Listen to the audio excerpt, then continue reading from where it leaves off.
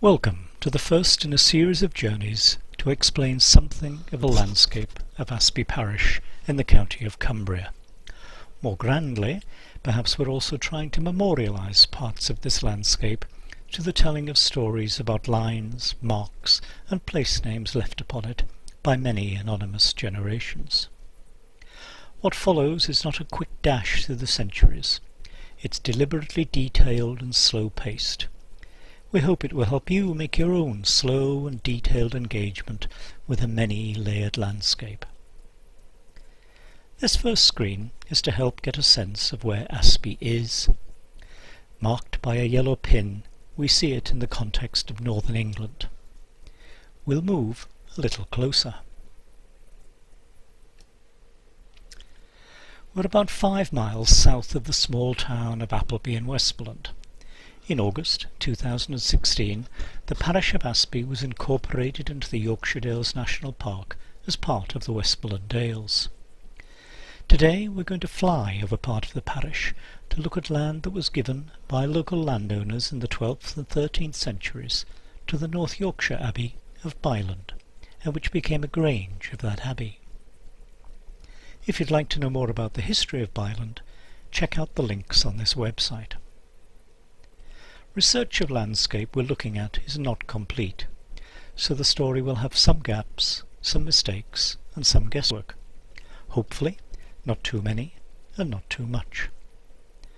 On this screen, coloured red is the boundary of Asby Parish, and, within it, boundaries of 3 medieval manors: Asby Winderwath, Asby Coatsford and Asby Little or Little Asby. Although we don't yet know exactly when these 3 manors acquired separate identities. To the west, or at the left of your screen, just below Gaythorne Hall, you can see a limb of land that used to be part of the ancient ecclesiastical parish of Asby until 1935, when it was incorporated in a neighbouring parish of Crosby Ravensworth. Asby's parish church, St. Peter's, a small number of farmsteads and one walled structure, Pickering Close, the name is in yellow at lower left, are shown within and around the parish boundary. Grants of land given to support religious communities, the type of gift we're looking at, were an important feature of the central medieval period. Such grants were made primarily for the purposes of personal and family salvation. Something that's captured in the opening words of one Asby land charter of the period, and I quote, "Know ye that I have given and granted this land for the safety of my soul and the souls of all my ancestors." But, as ever, the concerns of man were not confined to the care of his soul. Granting land to a capable farming order like the Cistercian monks of Byland was also a way for feudal landowners to ensure that areas of land, sometimes quite marginal land, were properly developed, and that leading-edge farming methods, from which other tenants of the lord of the manor could learn, were brought into the locality. Here, in 3 adjacent blocks of colour, we see the estimated extent of land granted to Byland through 2 or possibly 3 actions of the 12th and 13th centuries, with one of them perhaps made even later. The first, involving land coloured pale reddish-brown, took place around 1160 to 1170. The second, land coloured yellow-green, slightly later in the 12th century or early in the 13th, and the third, coloured blue, at what is really an unknown later date. In total, these 3 blocks amount to almost 1,100 statute acres, close to 450 hectares.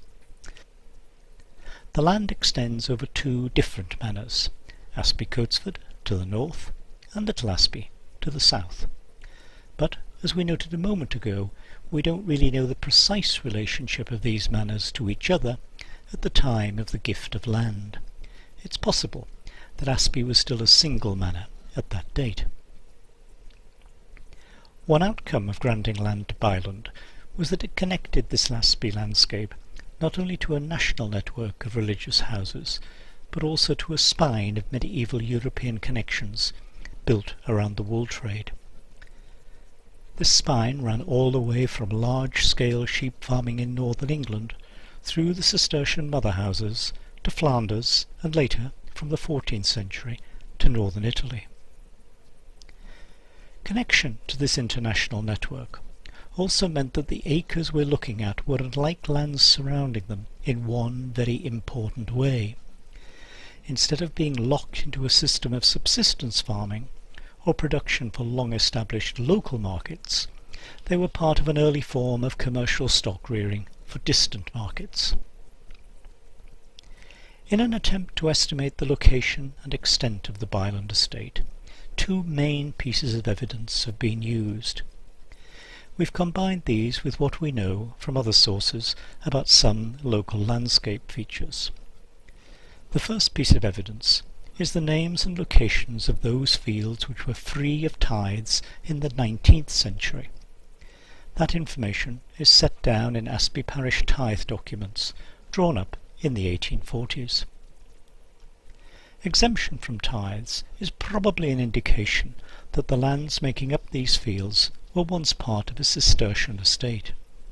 From 1221, Cistercian lands were tithe-free when they were in the direct occupation of a monastery, that is, when they were not leased or farmed to tenants.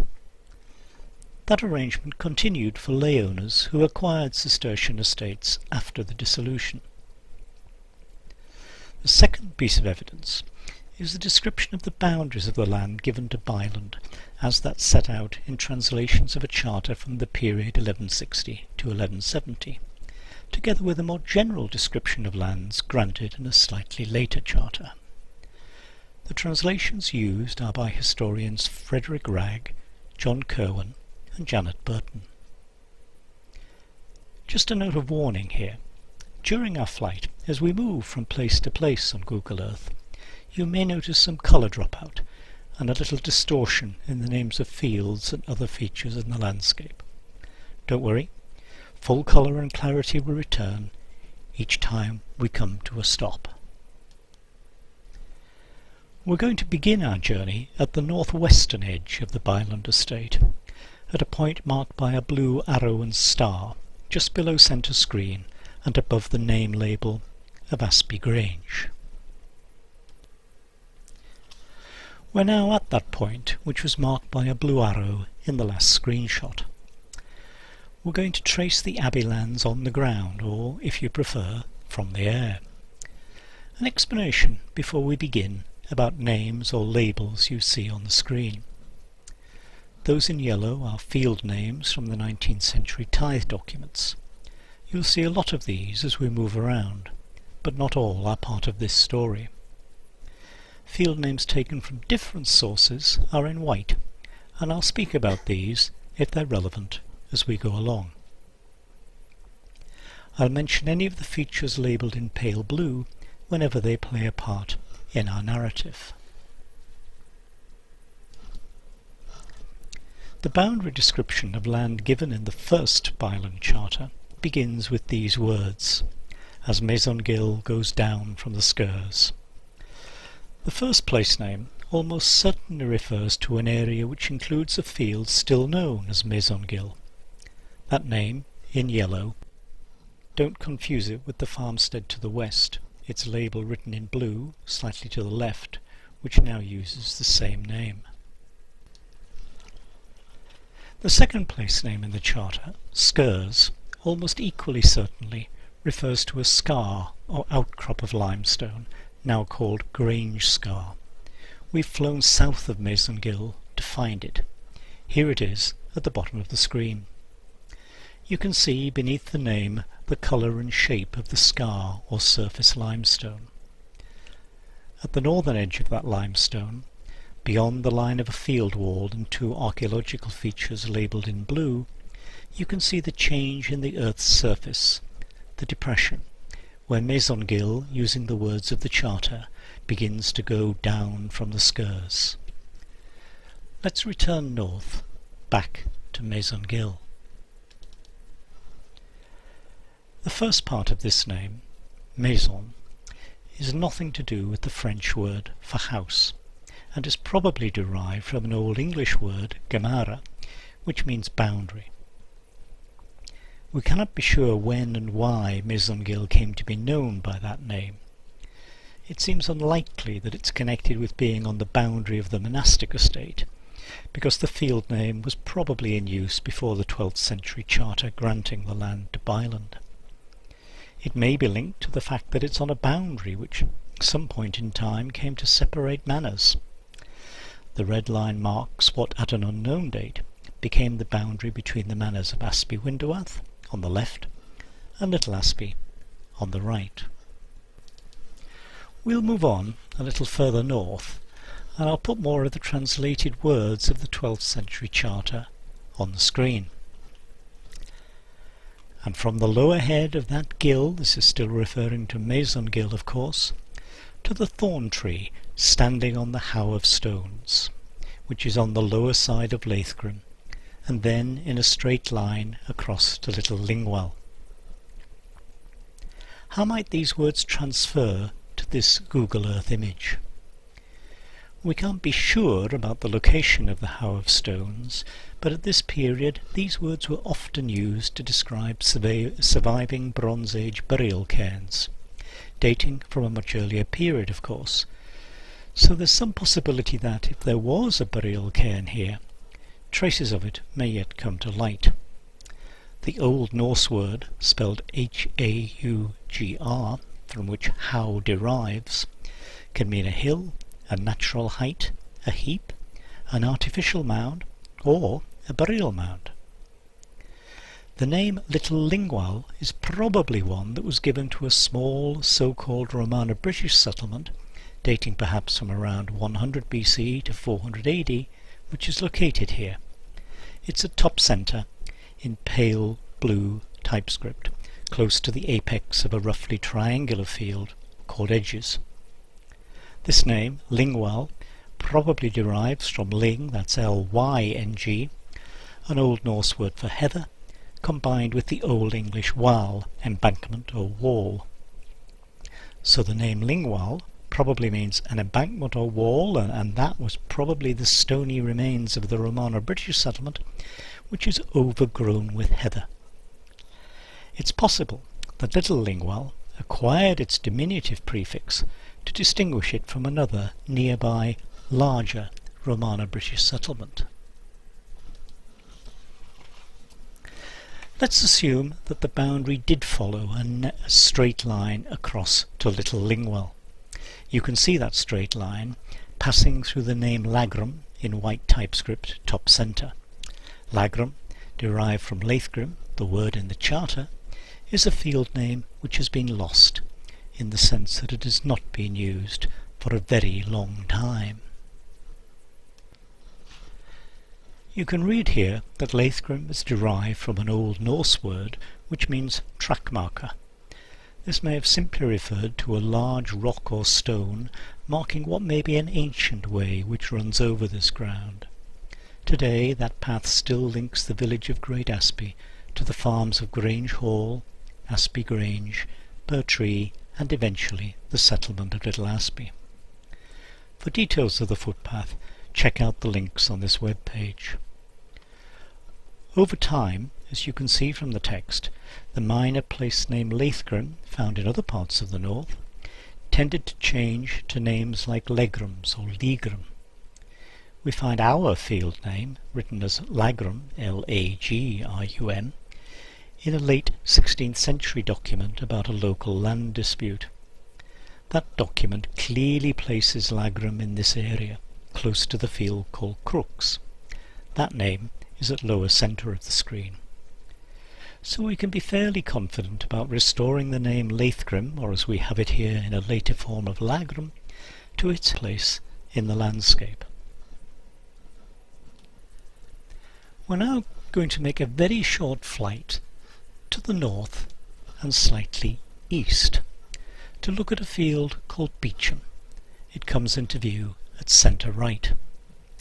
Beecham wasn't part of the larger land grant made during the period from 1160 to 1170, but it does feature under the name Beauchamp in another much smaller grant to Byland, set out in a published undated document, but which is probably from the later 1260s. That smaller grant was made by a Roger Monting or Muting of Asby, one of the older place names for Asby, to the abbots and monks of Byland. Byland was an older name for Byland. The gift made at this date, and you can see on the screen the translated words of the charter, was 5 acres of arable land in a furlong called Beauchamp, between the land of William le Inglis and of Thomas Buath, quit claiming all charges that the abbot and monks have been overstocking the pastures. So it looks as if this was part of the conclusion of a dispute between Monting and Byland, whereby Monting withdrew his allegations about overstocking pastures. Perhaps he made the gift by way of redress to Byland for what may have been an unfounded claim.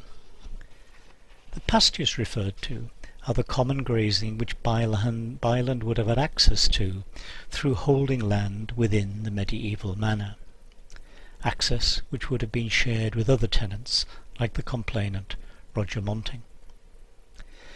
This charter document gives insight to tensions that may sometimes have existed between monastic granges and other local farmers.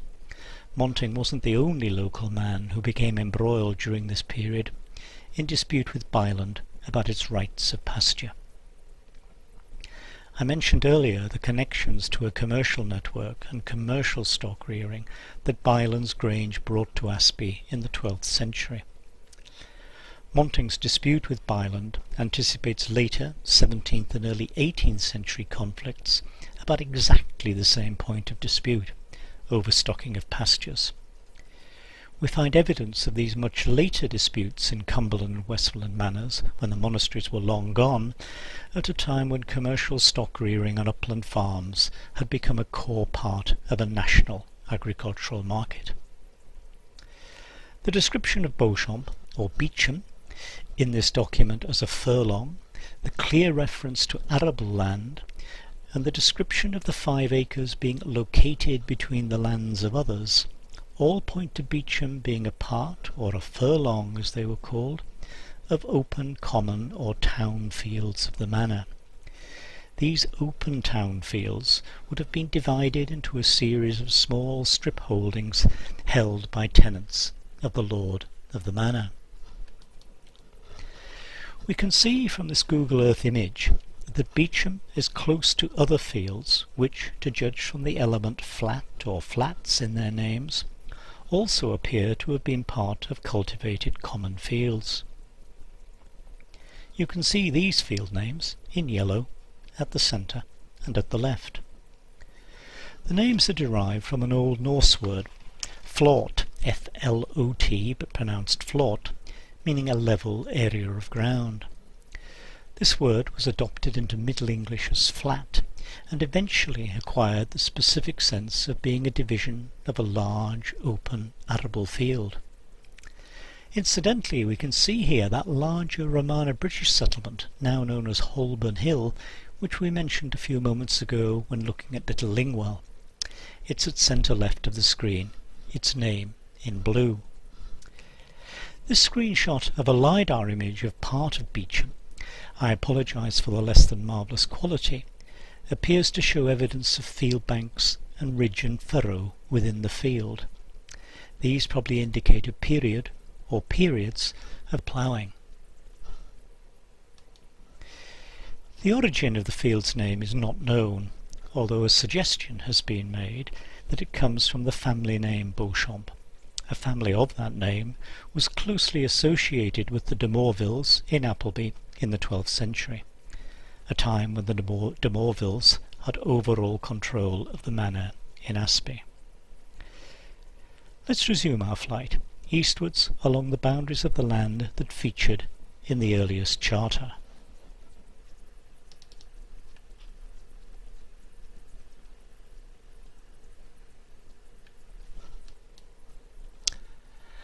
After the boundary leaves Little Lingwell at the top left of the screen, the words of that charter tell us it went eastward to the Howe of Stones upon Widcombe Fell. Once again, by combining information about land that was free of tithes in the 19th century With what we know about this landscape from other sources, we can determine the possible line of this boundary. We can be pretty confident that the Charter's words "How of Stones," there in the last line in the text box, refer on this occasion to an identified Bronze Age cairn, now known as Grange Hall Round Cairn. This site is marked just above the centre of the screen, below the text box. You can still see what remains of a mutilated and disturbed round cairn. It's close to where a narrow road which leads from the Asby Mask Road to Asby Grange and Grange Hall, that road is at top centre, forks before it goes on to each of these farmsteads. The words of the Charter also imply that an expanse of land here may once have been known as Widcombe Fell. I've marked this name in white typescript at top left of centre screen, but the name probably applied to a wide area and may have included land on which the farmstead of Fell Head stands today. This is at top right in pale blue. Widcombe, another long disused landscape name, may be derived from the Old Norse personal name Vidkuna. Here is some text about what may once have been Vidkuna's Fell. As I've written, perhaps it's another example of names given to this landscape during Scandinavian settlement of parts of the Upper Eden Valley in the 10th century. We can return this name to a landscape feature to which it may have first been given over 1,000 years ago. Before we move on, let's look south of the round cairn towards two farmsteads, Asby Grange and Grange Hall. Their names are in blue towards bottom centre.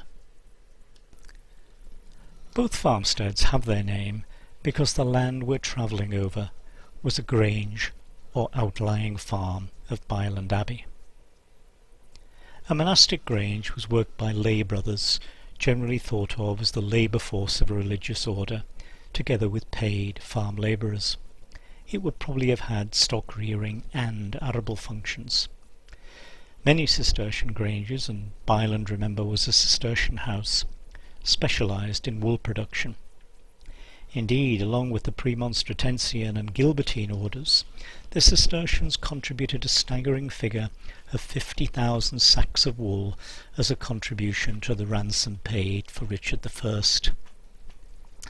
So, in 1193, within 30 years or so, the foundation of the grange here, Asby wool, may have been part of a king's ransom.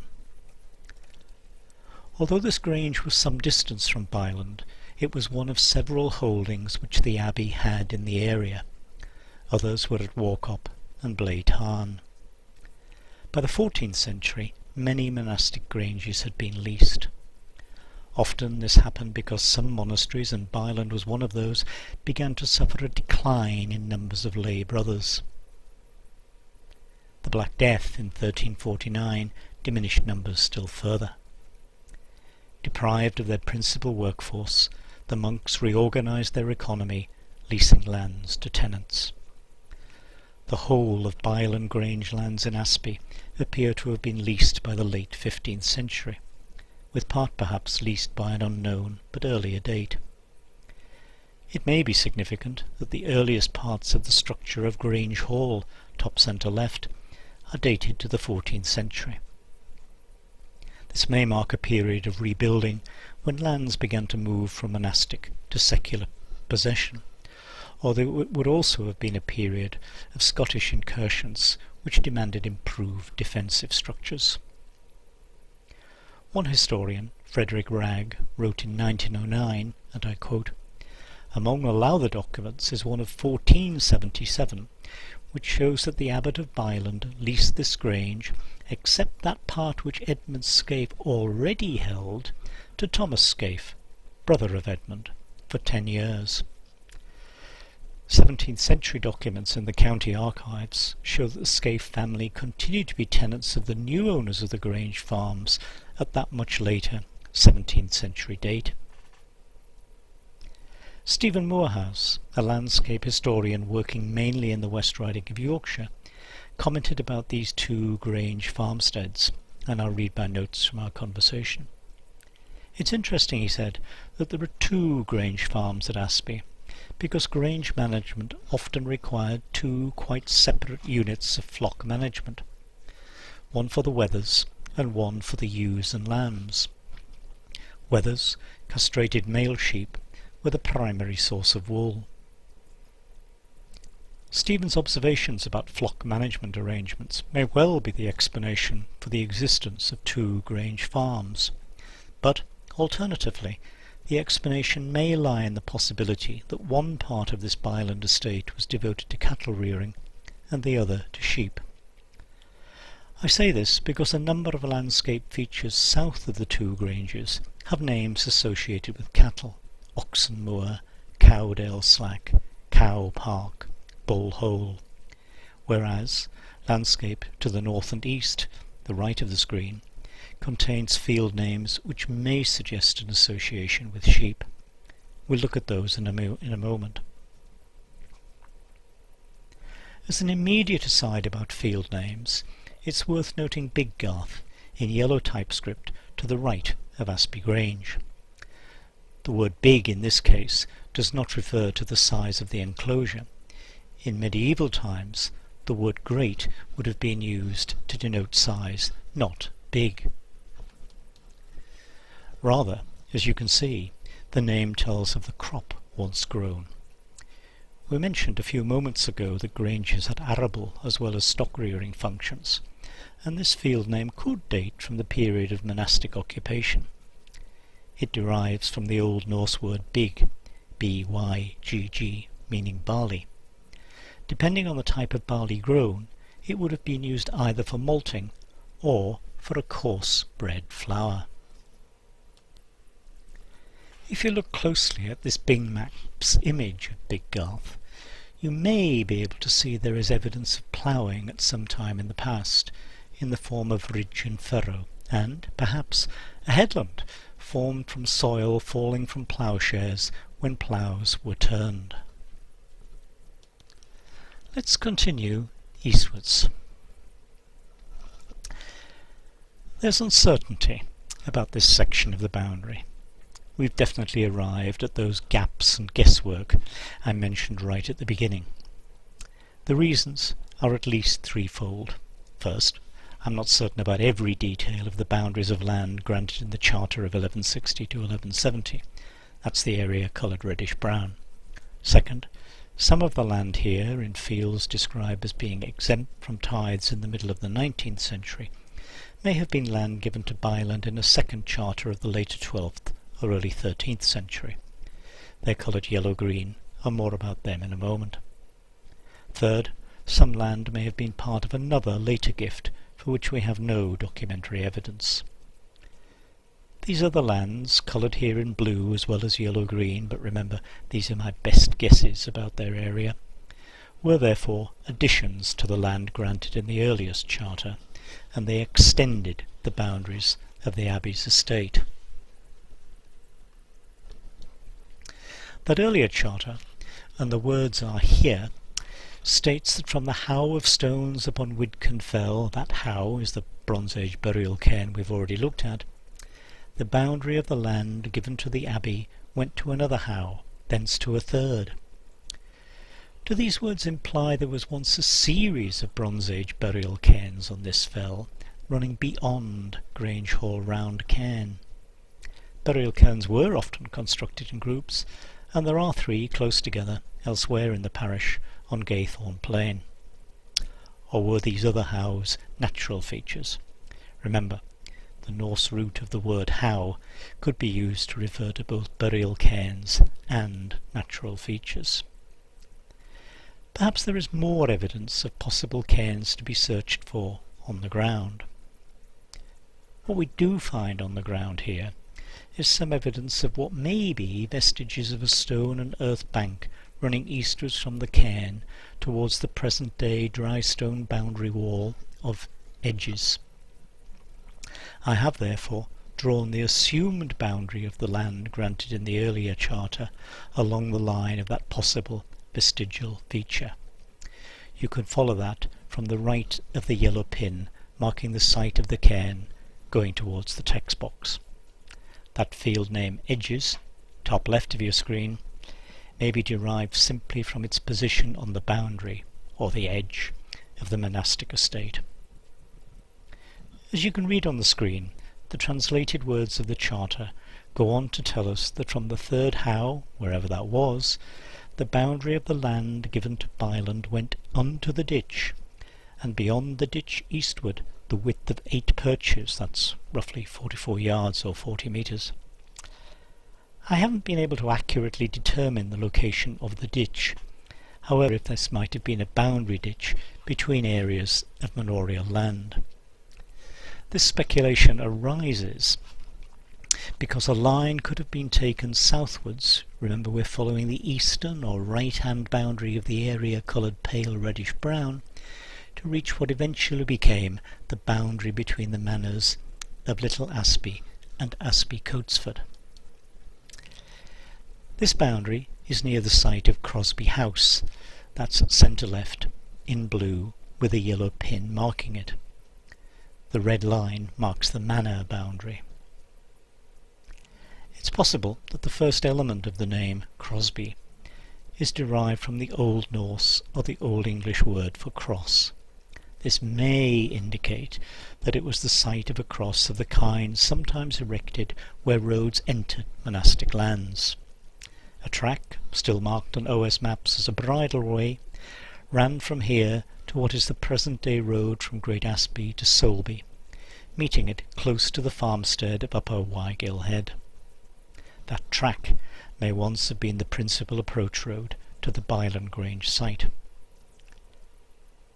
I've chosen to mark the 1160 to 1170 land grant boundary where I have, that's around the area coloured reddish-brown, simply because beyond the eastern boundary of that area lie fields with the element far in their names.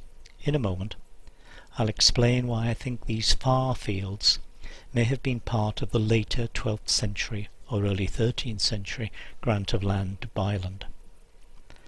I remain uncertain about the position of that rather precise measurement of 8 perches beyond the ditch eastward, but my hunch is that the long, sinuous eastern boundary of the field called High Pasture, bottom centre left, continued to take the boundary of the Byland estate southwards after it had passed the ditch. Before we follow the possible boundary beyond High Pasture, let's look a little more closely at this block of land coloured yellow-green, all of it described as tithe-free in the mid-19th century. It's an area I believe features in the one later charter that we do have some evidence of. See, within this green block, those far fields I've mentioned. These may have been formed over the years from what began as a single large far field. This name, Farfield, was the subject of speculation by Reverend Canon Thornley, writing in 1899 about field names of Kirkoswald in the former county of Cumberland. He wrote, and you can see his words, "The striking absence of allusion to sheep in the field names raises a suspicion that some of the far lands, so often mentioned as field names, may be grazing grounds of the far, that's with a double R, Norse for sheep. Some of these far lands, Thornley says, are by no means far from the homestead, and are without the companion near field." Thornley's last point about the absence of a near field can also be made about Asby's far fields. Here too, as Thornley puts it, the far fields are without the companion near field. Only, and rather oddly it could be argued, a near far field, which may suggest that the second element in the name far had little to do with distance. Thornley's speculation that the name of Farfield may indicate an association with sheep should be looked at together with another piece of published documentary evidence. That's the late 12th or early 13th century grant of land made to Byland for a specific purpose. You can see an extract from that charter. Historian Janet Burton draws attention to it. Unfortunately, as she points out, the name of the donor is missing from the original folio in the Byland records. The charter refers, as you can see, to land given to Byland to fence and enclose as the monks please. This grant is made for the salvation of the soul of the donor and of all his or her ancestors and heirs. Permission to make a sheepfold above stanner stones for 300 sheep by the long hundred. A long hundred, as you can read here, actually numbered 120. And here, just to the east, are two fields, Stannerstones and Stannerstones Mire. The boundary of Farfield is indeed above Stannerstones, as the words of the charter describe the location of the sheepfold. Let's go back to look again at the words of the charter. What may be in doubt is whether the word translated as fold refers to a single enclosure or building, or to a whole sheep farming operation. Such a larger operation might be seen to be implied in those opening words of the charter, referring, as they do, to lands which the monks are to fence and enclose as they please. At its peak, Byland Abbey had an estimated total flock of between 7,000 and 9,000 sheep. Numbers of sheep kept at Asby are not known, but flock figures for granges of other religious orders in the northwest of England range from 200 to 360. That flock of 300 by the long hundred is at precisely the upper end of this range. The extent of land estimated to feature in this later charter is 135 acres or so, just under 55 hectares, the area coloured yellow-green. Perhaps, according to Tim Cleasby, whose family farmed Grange Hall for nearly 200 years, that's not so far off the acreage required for 360 sheep, with the smaller body size they would have been in the 12th or 13th century.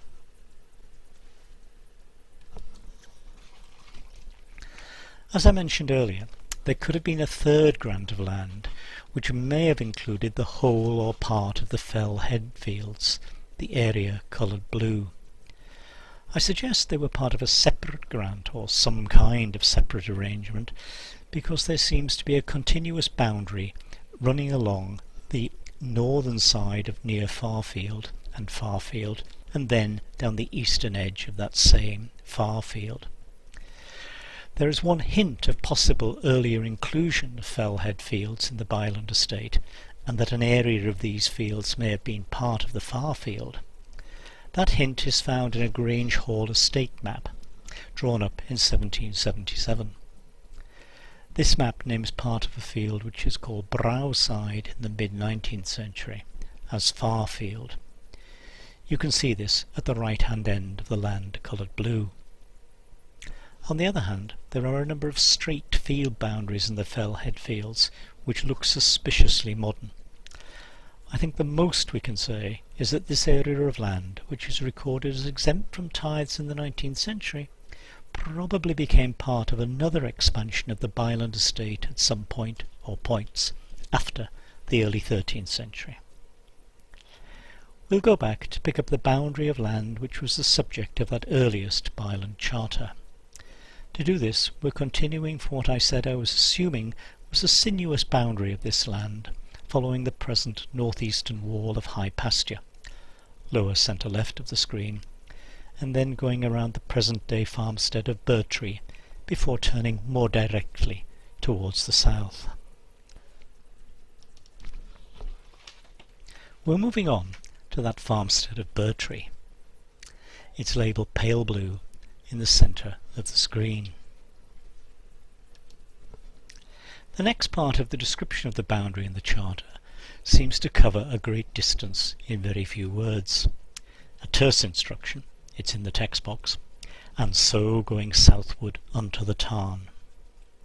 Most authorities assume that the Tarn referred to is Sunbegin Tarn, and that seems reasonable. If it's correct, then we have a section of boundary measuring over 3 kilometres, nearly 2 miles, without any reference to other landscape features to help us identify the route taken along the whole of its length. On the face of it, this seems unusual, but there is some evidence for concluding that the boundary did take the line you see on the screen, because the first part of it has tithe-exempt fields on one side, the left, and fields subject to tithes, the oinum fields, bottom centre, on the other side, the right. We'll pause at Bertree to examine the oinums as another example of local field names. The doyen of historians of northwest England, Angus Winchester, tells us, and I quote, "Where a block of fields all bear variants of a common name, as is the case here with our group of oinums, and indeed it was also the case with the far fields we've just looked at, the implication," Winchester continues, "is that they represent subdivisions of what was a larger unit. Very often," he says, "such block names preserve the memory of land farmed communally that has later been enclosed." As you can read, this element, oinum, in the field names is derived from yet another Old Norse word, afnam, which means land newly taken in. We find that root surviving in a number of versions of the field name found in Yorkshire and Cumbria, Enham, Ainham, Yanhams, and so on. You can read them here. These lands were probably an extension of the common arable, the manorial town fields. Land newly taken in for cultivation, as their name implies, perhaps at a time of population growth and increased demand for land, somewhere between, say, the 12th and the early 14th centuries. The national population is thought to have doubled or even tripled during that period. Other portions of manorial town fields, or common arable and meadow, similarly coloured, are at the right-hand edge of the screen. At some point after enclosure of the oinums, that is, when they ceased to be farmed communally within the manor, some of them became part of the land holding of what eventually became the farmstead of Bertree. Within the last 20 years, some of these oinum fields have been cultivated once again by the Boustfield family and have produced decent crops. Perhaps there was some kind of agricultural structure on the Bertree site as long ago as the time of the Byland Grange. Land coloured reddish-brown here was regarded as exempt from tithes in the 19th century, so it was almost certainly once part of the Abbey's medieval landholding. Bertree may have become a separate farmstead at some much later point in, say, the 17th century. The earliest documentary evidence of a resident here appears to be the will of a Thomas Law of Bertree. It dates from 1698. The assumed boundary of the land as we continue southward unto the Tarn passes close to the Dowley tree, a well-known local landscape feature.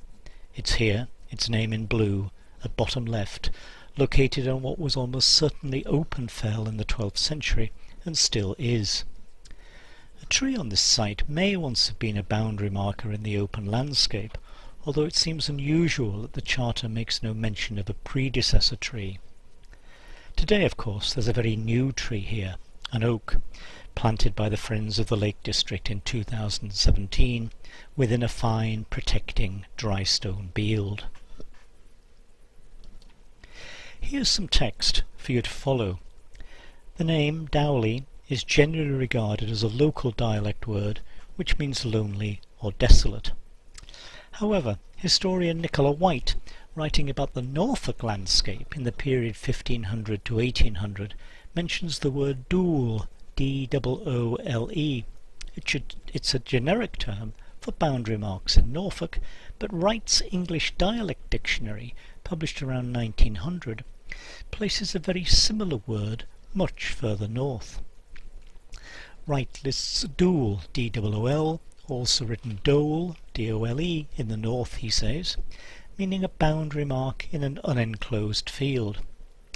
And remember that the fell here was unenclosed. Is it possible that Dole has morphed into Dowley, and that a tree in this location did acquire its name because it was, in the past, a boundary marker?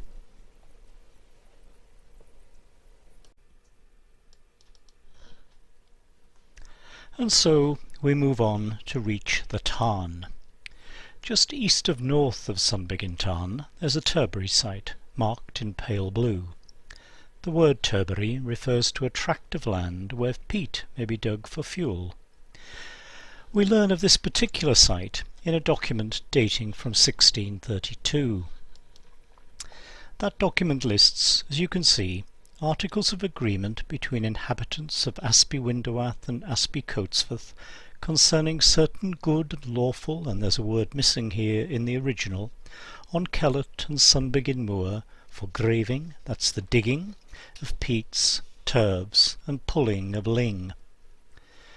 This was clearly a formal agreement to establish rules for the gathering of fuel, that's peats, for obtaining thatching or dyke building materials, that's turbs, and for pulling a plant which could serve as fuel or as thatching material or as animal bedding, that was ling, Old Norse for heather, a word we've come across because it was part of the name of the Romano-British site of Little Lingwell. It seems that turf digging continued here for at least another 100 years or so after this agreement of 1632. Nicholson and Byrne recount in their History of Cumberland and Westmorland a story about the skulls of two bowls, horns interlocked, found east of Sunbegin Tarn by people digging for turf around about 1737. We don't know if this place was a turbary site as early as the period of land grants to Byland, but we do know that the abbey was granted, in the 12th century, rights of turbary as well as rights to other resources very like those mentioned in that much later 1632 agreement, which of course had nothing to do with the abbey. The translated words of a charter granting those rights to Byland, dated around 1180, are in the second paragraph of the text box. This charter of Richard de Coatsford tells us that the abbey was to have rights which included access to materials for roofing and thatching of houses and of turbary wherever to be found.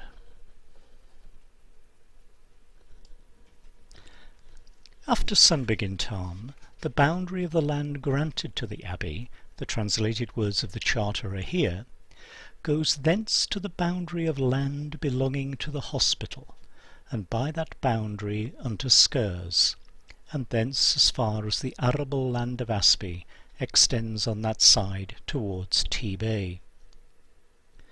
Note that reference to hospital.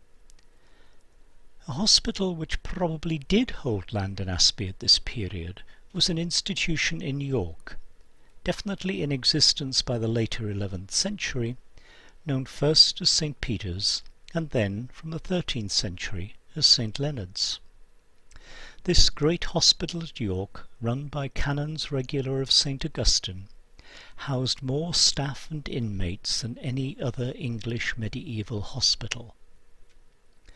This religious order did not undertake direct management of their lands, like the Cistercians. Their focus was on pastoral care.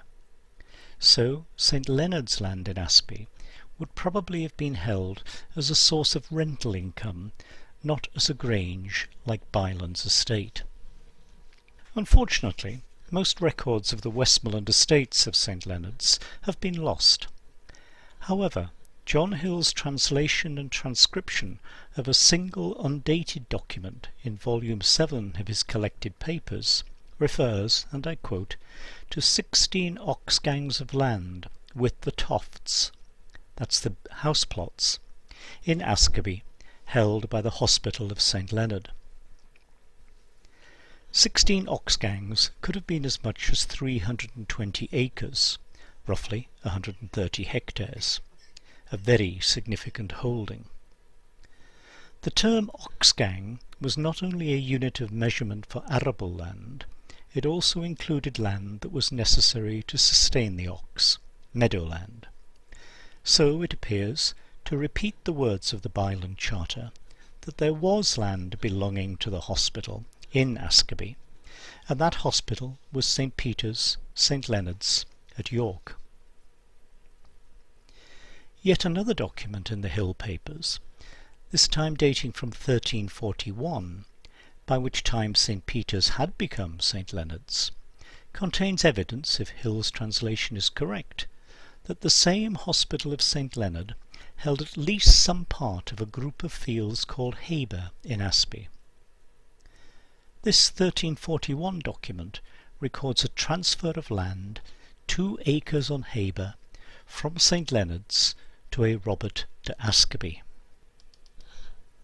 For a moment or two, we'll jump some way to the north along the boundary of the monastic estate to see where fields with the name Haber can be found in this landscape. There's a scattering of them in the middle of the screen. Here's something on likely sources of this field name. It probably derives from an Old English or an Old Norse word meaning hay. That word has been combined with either the Old English bjorg, meaning hill or mound, or the Old Norse berg, meaning hill or mountain. Therefore, this place is probably a hill where hay is grown. It's meadowland, a category covered by that word, oxgang. These Haber fields are within what was, almost certainly, a large block of common manorial meadow and arable land. Other fields you can see, particularly those with land in their name, were probably arable in medieval times. Was this the land belonging to the hospital, or at least part of it, mentioned in the Charter?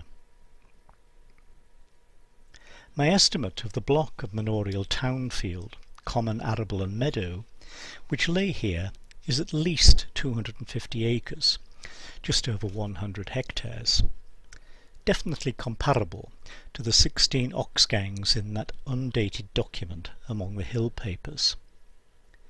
If this is so, how should we interpret and understand the words of the Byland Charter?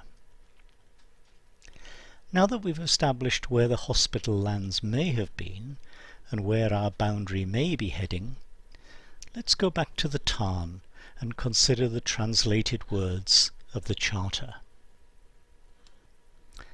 Thence to the boundary of that land belonging to the hospital, and by that boundary unto Skers, and thence as far as the arable land of Asby extends on that side towards T-Bay. At first reading, it sounds as if the line of travel should go first to the boundary of the hospital land before it goes on to Skers, or Grange Scar as it's called now. However, it's most unlikely that any kind of cultivated or meadowland, which the word oxgang usually refers to, would have been located in the kind of terrain we find between Sunbegin Tarn and Grange Scar. Those of you who've walked here will be in no doubt about that. Instead, if translations of the Charter are correct, the word by in the phrase "and by that boundary" in this context might be rendered as "in the general direction of." So, adopting this sense of the word by, we might understand the Charter to be saying something along the lines of "and going in the general direction of the boundary of the hospital land, we come first to the Skers, and then go on to the arable land of Asby." That land is probably that area which includes those fields called Haber. This seems to be quite a good fit with the picture we see on the ground. To show the line of the boundary on this image, I've assumed that it went north from Sunbegin Tarn to follow first the line of the boundary between Asby manorial land and the manor of Orton. You can see that name at far centre left. The manor boundary is the red line running up from the tarn. It passes what is almost certainly an old boundary marker stone, the Mitchell stone, centre left. That name probably derived from Mickle or Big Stone, before it climbs Kinmond to go on to the Skers or Grange Scar. A further assumption I've made as we fly northwards is that the boundary also followed what became a boundary between the manors of Little Asby and Asby Winderwath, even if it wasn't yet functioning as a manor boundary at the time of the Charter.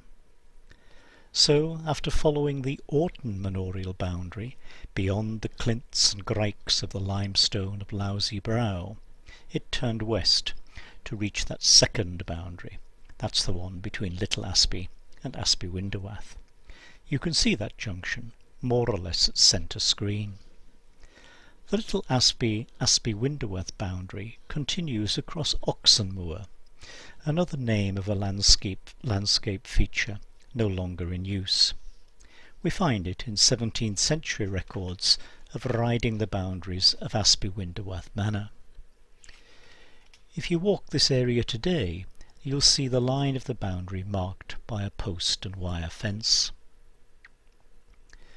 Those who know this area will be aware that all the land coloured reddish-brown up as far as field boundaries around the blue archaeological features at top centre right is still common, unenclosed grazing. I'm not sure how this area, which includes Grange Scar, became separated from the rest of the land which made up the 12th century gift to Byland, unless it somehow remained common. The rest of the land remained attached to the two Grange farmsteads, and some, eventually, also became part of the farmstead of Burtree. There's evidence that local folk memory connecting land around Grange Scar to these three farms survived until later years of the 19th century. This can be found in a letter written to the then owner of Grange Hall, a Mr. Wakefield of Kendal, in 1877. This was a time when there were quite advanced proposals to enclose Little Asby Common, of which Grange Scar is part. The writer of the letter is Lord Lonsdale's steward. He mentions a meeting with the Assistant Enclosure Commissioner, where the Commissioner had asked, and I've put the words of the steward's letter on the screen, whether that part of the waste called Grange Scar belonged exclusively to three farms, viz. Asby Grange, Grange Hall and Burtree, or whether it was waste of the manor, that means common grazing, and subject to be dealt with like the rest of the common. The steward's letter continues, I have looked into Lord Lonsdale's title, and I find no evidence that this land is other than waste of the manor of Asby, and I should be glad to know whether you intend to raise any objection to it being dealt with accordingly. He concludes by pointing out that the owners of the other two farms, Asby Grange and Burtree, are willing that it should be treated as part of the common. As the boundary of Abbey land continues north, it passes along the foot of a dry stone wall between two fields called High Ground and High Pasture. High Pasture you'll see at top centre left. High Ground is a very large field, taking up almost the whole of the right-hand side of the screen. High Ground is described as exempt from tithes in 19th century parish documents. But a field immediately to the north of it, called Low Pasture, now coming into view at top right of the screen, is not included in that list of exemptions. Therefore, I've assumed that the boundary of the Abbey land followed the line of what became the Little Asby Winderwath manor boundary and excluded Low Pasture. It turned east to follow the northern boundary of High Ground. That change of direction of the red line of the manor boundary is in the centre of your screen. Now we find ourselves coming back to landscape of the kind described in the final words of that charter of 1160 to 1170, and thence as far as the arable land of Asby extends on that side towards T Bay. This instruction also brings us back to our starting point, where in the opening words of the charter Gill goes down from the Skers. For here we are once again at Gill, lower right, the boundary gill as we have learned it to be. At first sight, the description in the charter of this arable land we've reached as extending towards T Bay appears curious. T Bay, located some miles to the southwest, seems a strangely distant point of reference. But I think T Bay may have been chosen because it's possible to trace on a modern Ordnance Survey map what may be the route of an ancient trackway which leaves the southern end of Dixon's Haber, that's towards top left of the screen, above School Land. To go south, first to the hamlet of Sunbegin, from where it follows narrow metalled roads to Raisbeck, then continues across country, before it becomes once again a footpath which leads into T Bay. We'll end with a flight to another possible outlier of Byland Abbey's land, an outlier similar to Beecham, which we visited much earlier. This is a field called Abbot Bottom. Here it is at left centre, close to the Sandlands. It's a field name which could be derived from the surname Abbot, the name perhaps of a one-time tenant or owner, but it could also, of course, be derived from the monastic title of abbot, and may indicate that this field, or part of it, was once held by Byland Abbey. A Westmorland historian we've already mentioned, the Reverend Ragg, wrote about an undated charter, and you can see its words here, which granted to the monks of Byland 1 acre of land above Great Haber, lying between the land which Robert, son of Durand, gave the church of the Blessed Peter in Asby, and the land of the same monks of Byland. This document, and its reference to Great Haber, may offer evidence that there were abbey lands quite close to Abbot Bottom, for here, once again, we see Haber fields, scattered amongst the pepperlands, to the right of the screen. However, given that we've also been able, with some confidence, to locate lands of the Hospital of St. Leonard in this very same area, the abbot element in this field name might just as likely be derived from an association with St. Leonard's in York as an association with Byland. But disentangling that will have to wait for another journey, because we've now reached the end of this one. We hope you've enjoyed this flight over part of the whole landscape of Asby, telling of its links to the Cistercians of Byland. We hope too that this flight may have helped you to understand a little more of the earth beneath, and as you walk the fields and fells, you'll remember those people who have worked, shaped, and named this landscape.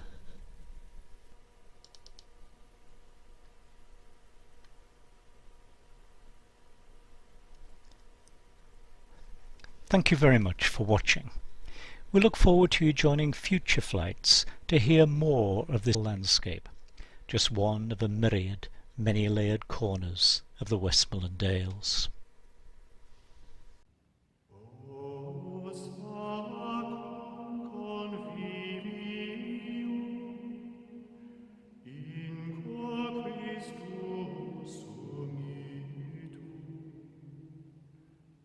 Record